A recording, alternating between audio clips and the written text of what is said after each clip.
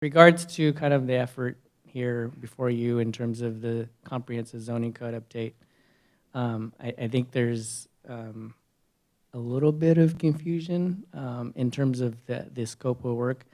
We certainly get the message in terms of making sure to be sensitive to case by case, making sure we are consistent with the big 5 cities.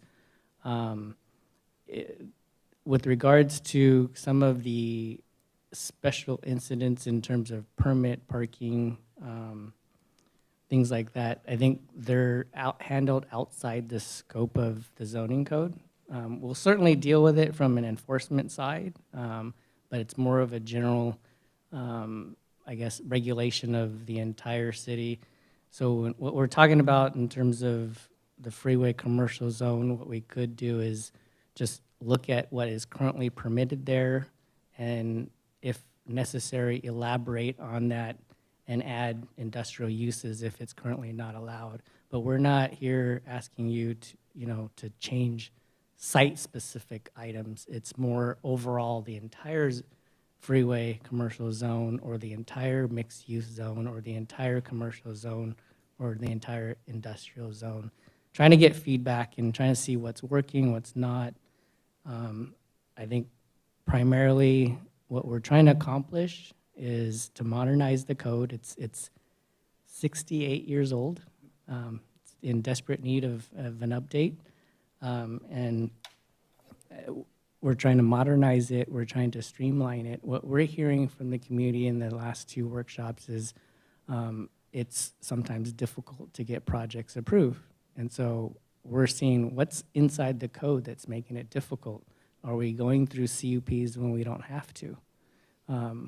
Are we doing too many zone modifications for parking when maybe we can build in an administrative process to that?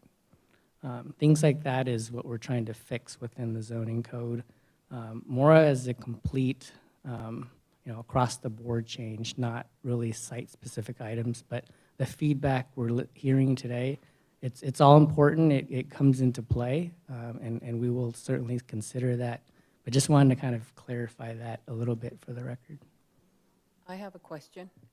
Does this pertain to any residential? Does zoning? Absolutely. Okay, because one of the things that I noticed at the last community zoning, they don't understand what you're talking about. A lot of the citizens do not understand that zoning affects them and how it affects them. So you need to bring it down to their level and explain it to them, because they just thought they were there for the industrial, just to hear what you're doing in the industrial area. You need to bring it down to them and let them know there's zoning. You can't just cement your backyard. There's things that you can and cannot do to your homes and how it affects them. Right, so part of the effort to kind of make it a little more simplified is one of the goals is to bring graphics into our zoning code. I think a lot of times just seeing the code, it's daunting. It's better to actually see the pictures and how that code could be implemented. Like a menu. So that's one way that we're trying to get that through to residents and make it easier to interpret and understand. I recommend that for the library meeting. Make it friendlier to the residents so they know how an ADU is affected, zoning-wise, how it affects their neighbor. Yes. Mm-hmm. Because they're just thinking, what do I care? It's just that area over there. But it's actually in their backyard. And Kwan, and thank you for speaking up on this, because just like Mayor Pro Tem Joe Angel Zamora said, we'd rather hear from you guys because you have the expertise, and now we were bringing up some other stuff, and now you're telling us exactly what we need to look for. So I think it was good what you said about that. Hearing from you, getting feedback, and then putting our thoughts together on what we could do.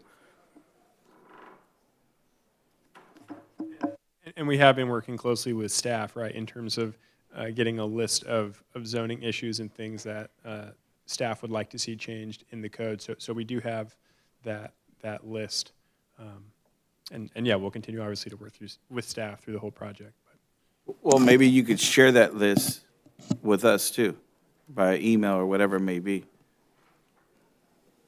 Yeah, and I'll defer to staff on that. But, Yeah, you see. but I will say that, You know, but you notice how you look back, I mean, that's the same thing that with residents, when they ask us questions, we just want to know, hey, this is, so when they bring it up, don't worry, they're looking at this, hey, don't worry, they're looking at that, because we're the ones who get questioned. I will share that, maybe we'll print out hard copies, but the assessment and recommendations memo, it is a pretty comprehensive memo that Fine. actually Make it easier for us does to see. identify Yeah. some of staff's comments. So I think what we'll do is we'll kind of, Highlight some of what the problems are. Correct. Yeah. yeah. Yeah, we'll do a summary, if you will, of some of the key items. And I think that's probably a better way of communicating that. Thank you. Are there any other questions or comments? Go ahead, Joe. When you guys examined the Big Five and you said we're kind of middle of the road for parking, two topics that came to my head, especially with the downtown and just revisiting Santa Fe Springs. Did you guys look at how they deal with the low-density residential areas? And with this new plan, would there be an expansion of open green space and maybe a reduction of food deserts where there was certain commercial or strips that would kind of cater to this downtown and residential? so we can look at allowed uses, right, to make sure grocery stores and different things are allowed.